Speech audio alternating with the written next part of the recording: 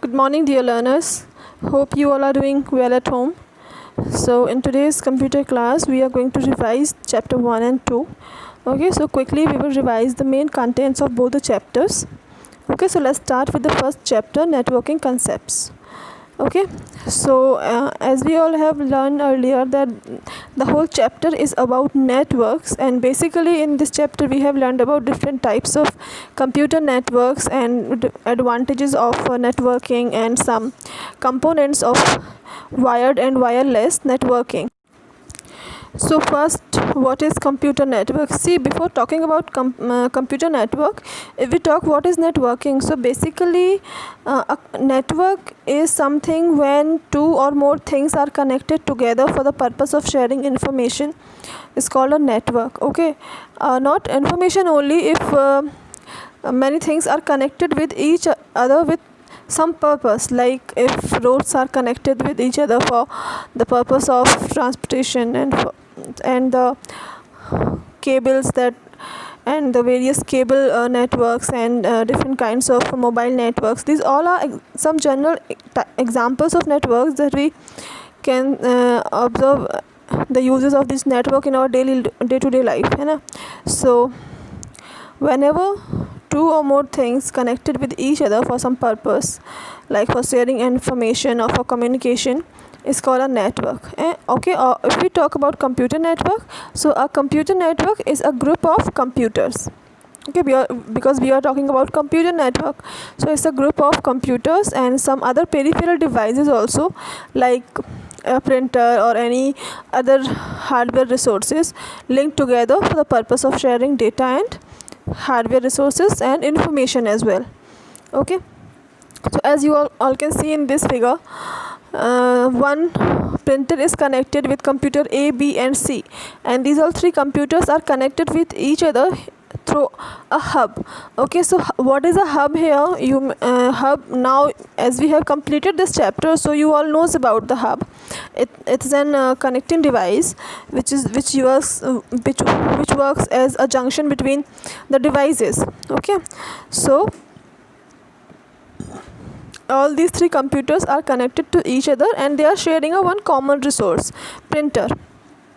Okay, so from this figure we can understand the use of networks, where in a single network we can share the resources. Okay, and each and computer connected in a network is called a node.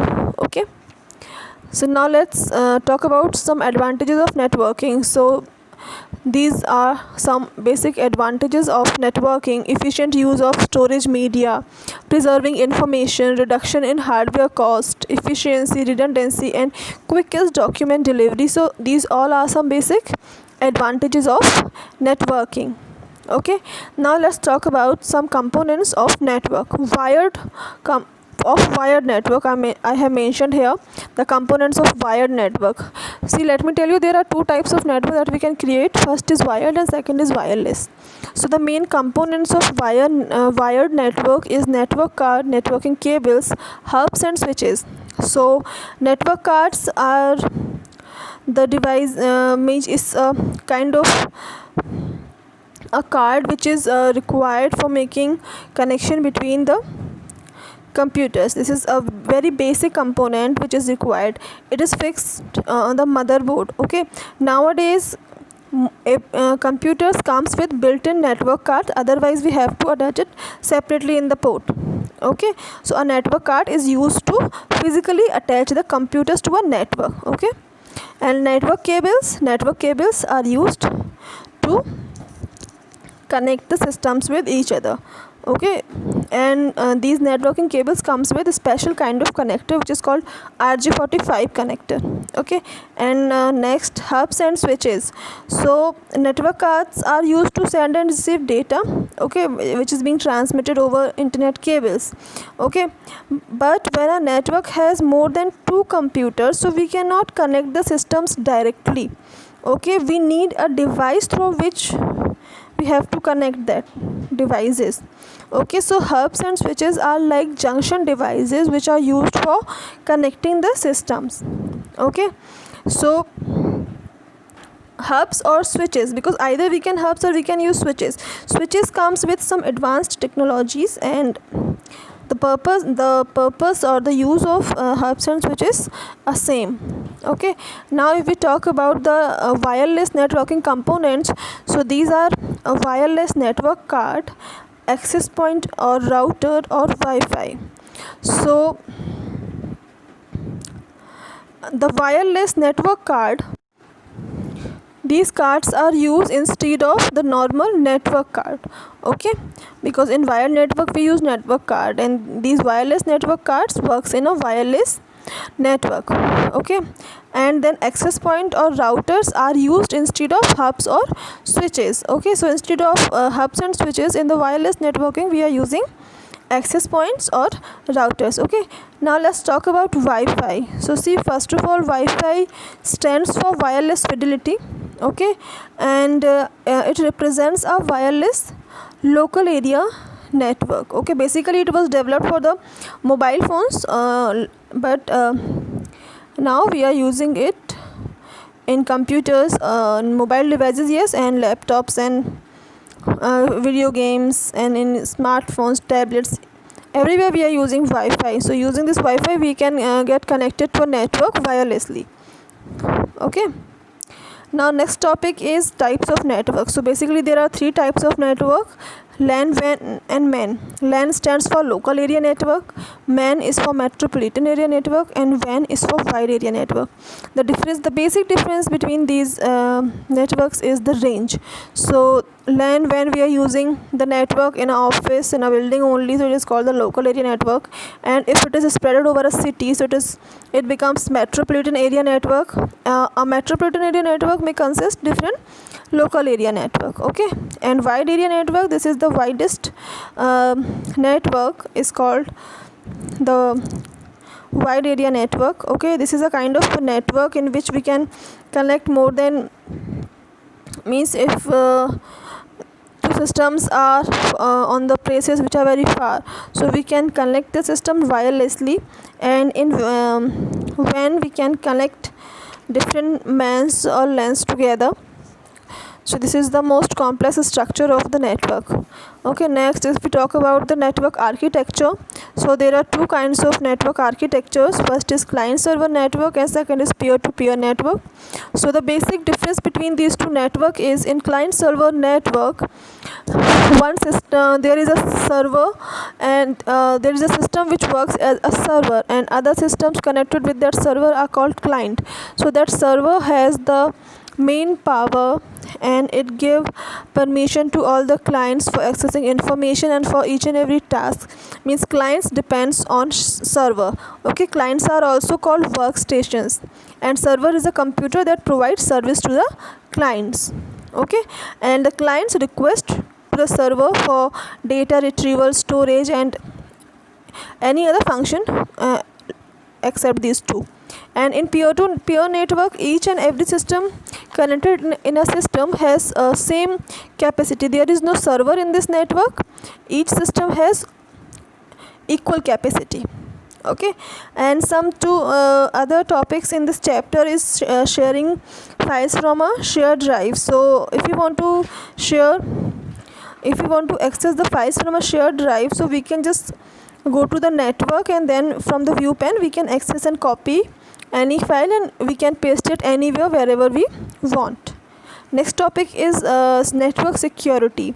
So in which we talk about that how can we secure a network, because working on a network, it's a very dangerous if we are not secure. So for that purpose we can use login security, and we can use write security. We can enable the password, okay, user password. We can give the particular ID and password to the user, through which they can use the network, they can connect with the network. Okay, and we can give the write security.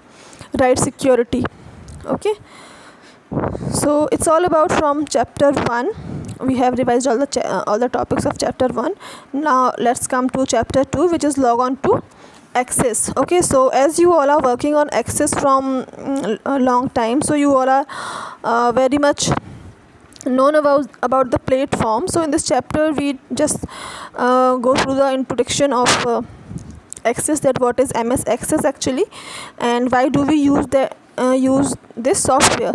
So this software is used for making databases, and MS Access, it's a RDBMS software which is used for creating databases. Okay, and okay, what is database? Okay, first of all you need to understand what is database.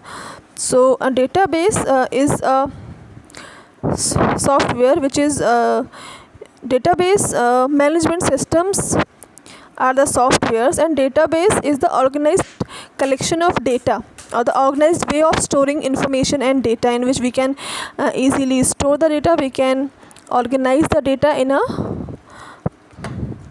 particular form so that we can easily access it, we can easily update it, and we can easily change the data according to our need. Okay, so for making databases we need to follow some set of instructions in Access. Okay, this is the view of the table that we create in databases, because we cannot store the data in database directly. First we have to create the database, then we have to create tables inside that database. Okay, multiple tables we can create in a database, and our table will look like this. The tables are consist of field, records and columns. So fields means the column heading or the column name is called the field. Rows, the one record is called a row, and columns are the field names. Okay, and next the file.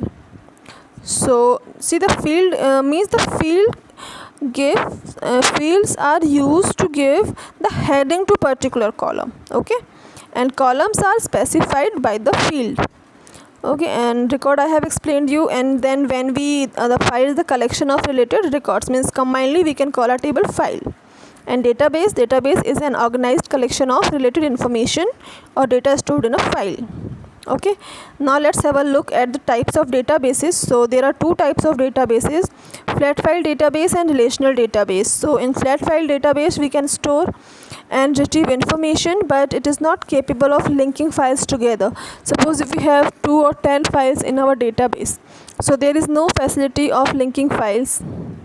Okay, but in relational database systems we can link separate tables together to get common piece of information. We all have worked on it, we have established relationship among the tables, and we have retrieved a common data from 2 or multiple tables.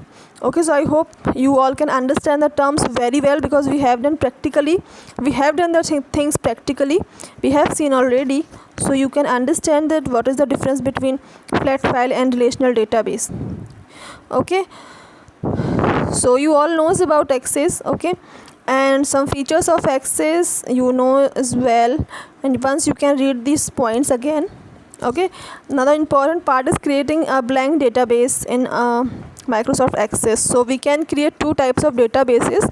One, we can create blank database, or we can create database from templates. Okay, so if you want to create a blank database, so first step is to click on the start button and then choose all programs option. See, these options depend on the version of MS Office which you are using. Okay, like in your books the steps are given according to MS Office 2007, but if you are using Office 10 or Office 12, so you may have the different options for opening Access. Okay, so choose accordingly, you all can open it accordingly. Okay, instead of start you may have the window button, instead of all programs you may have all apps option, according if you are using another Windows version, you know. So it depends on the system and the software version which you are using.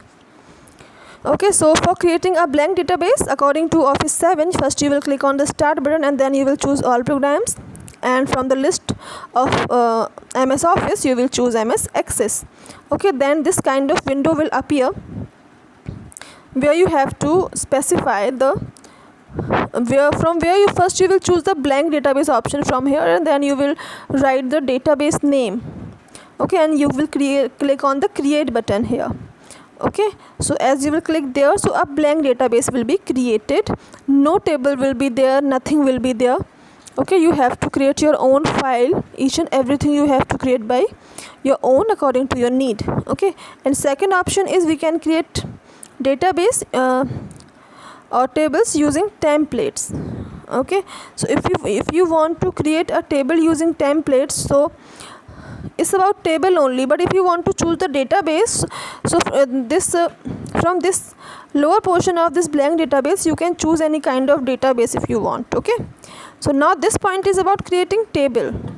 If you want to create a table from template, okay, so you can follow these instructions given here. First you have to open MS Access, and then you will click on open dialog box and click on create button and choose the table template tab from the tables group. It's here. Okay, table template option, you have to click on the table template option. So these options are for creating table inside the database. Okay, so see, from the template you can choose any kind of table like contacts, or some other options will be there, task table or contact table. So as you choose particular option, so it gives you a list of fields which you can directly insert in your table. You do not need to give name by your own. You can just choose the field name and you can insert directly in your table. Okay, but the best thing is that create your own table where you can give the field name according to you, where you can insert the fields according to you. Okay, because in templates you will be bounded. Okay, but if you feel that you have no idea which kind of fields you need to take in your table, so you can take help of these templates. Okay, so do practice of creating database and table again at your home. Okay, and if you found any difficulty, so you can ask me.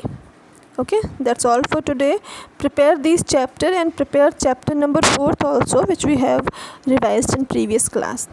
Okay, and be ready for the exam. Okay, I will take you exam in next class on Tuesday. Revise these 3 chapters for your test. That's all for today. Take care of yourselves. Bye bye.